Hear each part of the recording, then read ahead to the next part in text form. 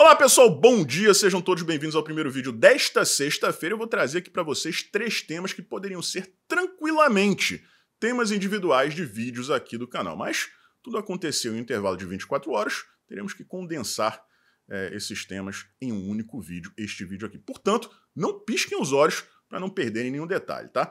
Estou falando do depoimento do ex-comandante da Aeronáutica que disse que o Bolsonaro foi ameaçado de prisão em 2022 pelo ex-comandante do Exército. Temos também o caso Marielle caindo no colo do Alexandre de Moraes. Imagine o que não vem por aí. Por fim, o fim definitivo da credibilidade da Vaza Jato, se é que ainda existe algum traço de credibilidade por lá, né? Eu desmascarei o Glenn Greenwald ontem no Twitter e eu vou trazer aqui para vocês a fala dele e vou contrapor essa lorota com a realidade. Vaza Jato foi um imenso plano, né, para tirar o Lula da cadeia. Esse cara aí, o Greenwald, hoje paga de defensor da liberdade de expressão. É um tremendo um charlatão. Antes disso, 2 outras notícias. A primeira é essa no canto da tela. O Ministério da Justiça vai reforçar o pedido de extradição do Alan dos Santos ao governo americano. Continuem, tá? Porque tem tudo para dar certo. Vocês estão simplesmente, né, mostrando para o resto do mundo que aquilo que os deputados falaram no Congresso americano, em frente ao Congresso americano esta semana, é verdade. Porque a coisa funciona de uma maneira muito simples, pessoal. Quando o Brasil tem um acordo de extradição com outro país, para que esse acordo, para que um pedido de extradição seja visto, né, como legal, né, como plausível, pelo menos, a conduta tem que ser tipificada nas leis dos 2 países. Então vamos supor que aqui no Brasil fosse crime comer banana e nos Estados Unidos não é crime comer banana. Aí tem um brasileiro lá que a justiça brasileira alega que comeu banana. Aí você chega lá, ô, Casabranca, eu tô pedindo a extradição desse cara aí porque ele comeu banana aqui no Brasil. Aí a Casabranca vai dizer, mas meu filho, comer banana não é crime nos Estados Unidos, então eu não vou extraditar. Caso fosse, aí sim. Né? E foi isso que aconteceu. Né? O Brasil está pedindo a extradição de alguém por crime de opinião, né? E o governo americano está dizendo, olha só, são palavras. Isso aqui não é crime. Nos Estados Unidos isso não é crime, então a gente não vai extraditar. O Ministério da Justiça pediu ao STF que desse uma guaribada ali no texto, né, para ver se ficava mais palatável para os Estados Unidos, mas vai rolar. Na verdade, nem aqui no Brasil é crime, né? Mas parem de comer banana, porque senão vocês podem ser presos. Né? Segunda notícia, Felipe Martins, a Latam, apresentou um documento à justiça comprovando que ele de fato estava no Brasil, não foi aos Estados Unidos, e ele viajou para Curitiba, que é a sua cidade natal, para passar o final de ano com a família. Então aquela alegação de que ele tinha ido aos Estados Unidos, né, como disse o Guilherme Amado, aquele responsável, que ele tinha ido aos Estados Unidos e tinha evaporado por lá, ninguém sabia onde ele estava. Nunca foi, pelo menos não desta vez, né, no final de 2022, e o documento da Latam comprova isso.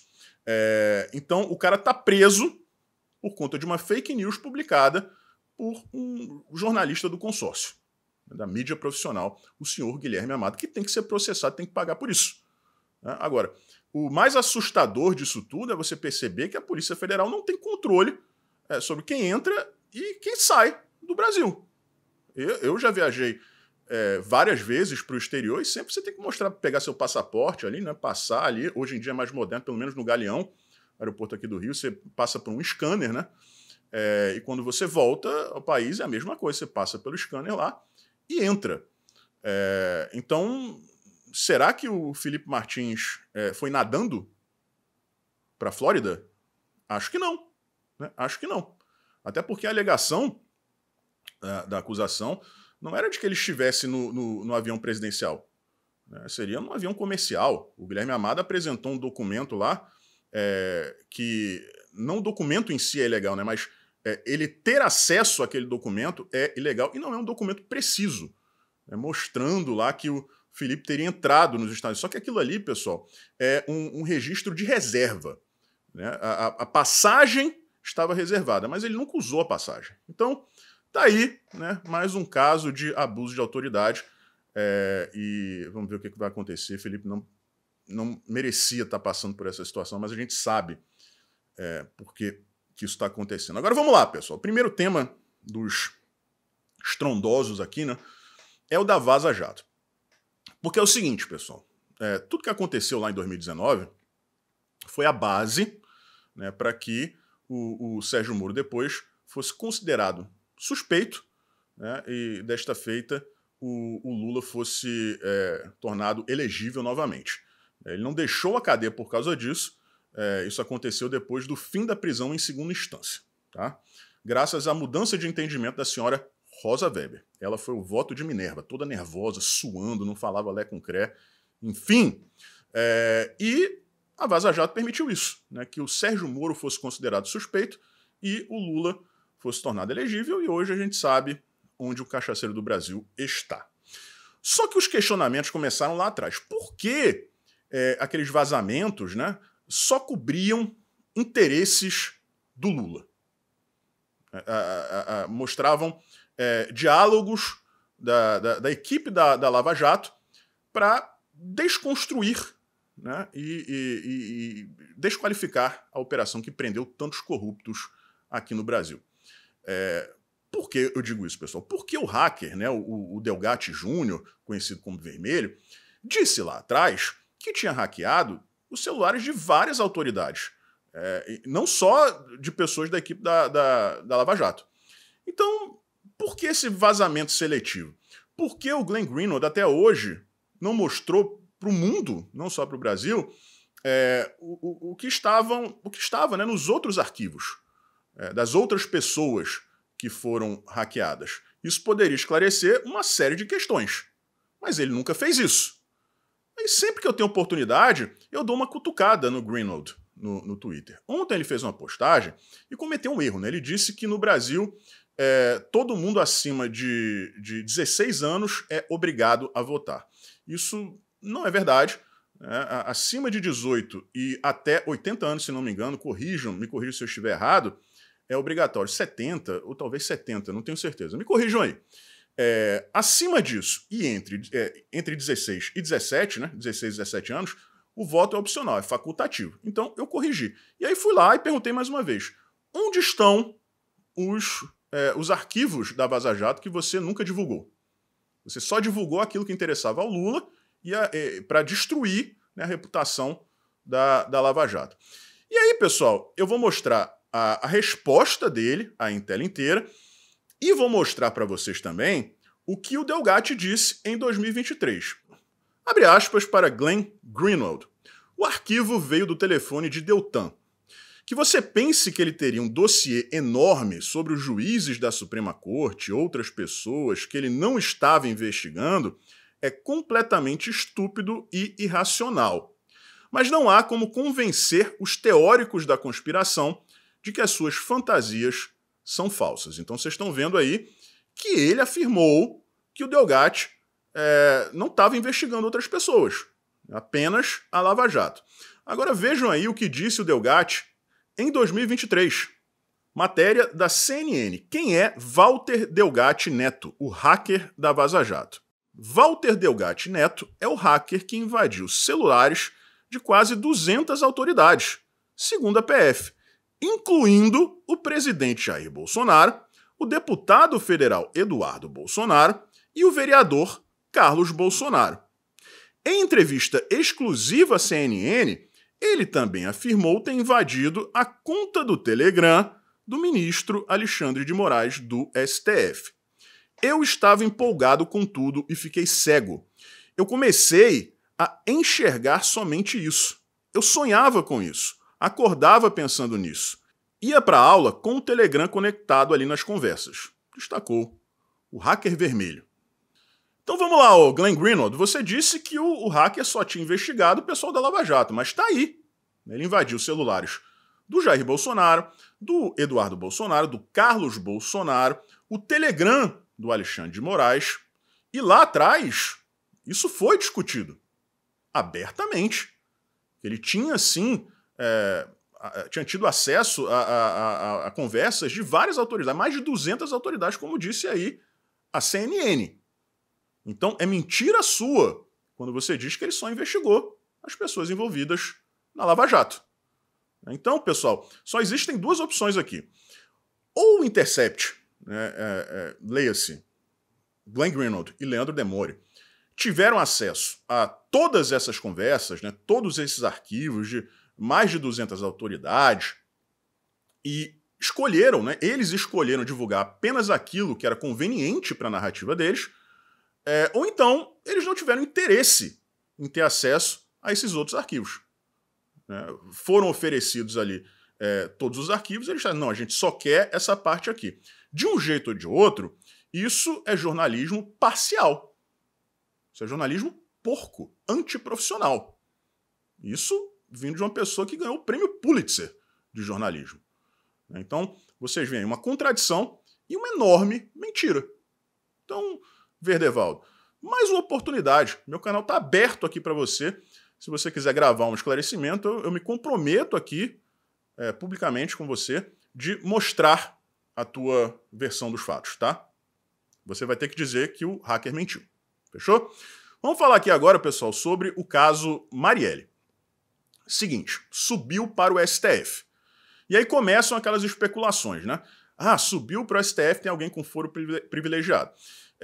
Tem mídia aí, né, que já deu aquele... queimou a largada e já está dizendo que foi um deputado federal. Né? Foi o único portal que disse isso. Todos os outros disseram o quê? Alguém, uma autoridade com foro privilegiado.